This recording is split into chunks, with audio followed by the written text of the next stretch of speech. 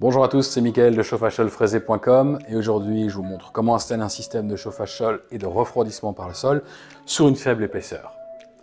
Alors cette technique on l'utilise fréquemment dans des rénovations où quand on rentre on est sur un carrelage posé sur un mortier, ce qu'on appelle une pose à l'ancienne, un mortier frais, et sur un lit de sable. Donc on va avoir 10-12 cm max. L'avantage de cette technique, c'est qu'elle vous permet de tout évacuer, d'isoler votre sol et d'avoir ce système de chauffage ou de refroidissement par le sol. Alors comment ça se passe? Vous démontez l'ensemble, vous arrivez sur votre sol de base et là vous vérifiez s'il est plan, de niveau. S'il ne l'est pas, ne dépensez pas des fortunes dans des égalines, utilisez un simple ciment liquide.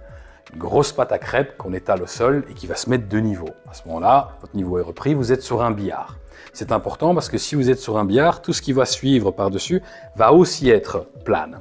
Du coup, ici, on a un PUR, mais on aurait pu travailler avec un PIR, un liège, une laine de bois, bref, n'importe quel panneau d'isolation de sol, et j'insiste parce que la reprise à la compression doit être bonne.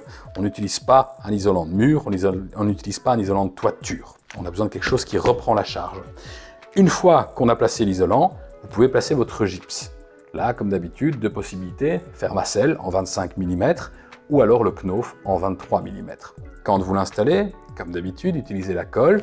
De temps en temps, placez une vis si deux plaques sont récalcitrantes, mais avant qu'on vienne intervenir chez vous, qu'on vienne fraiser, vous devez impérativement enlever toutes les vis, parce que quand notre machine passe, elle tourne très rapidement, elle risque de prendre une vis, la vis va éclater et va pouvoir blesser nos opérateurs, casser des vitres ou blesser votre mur.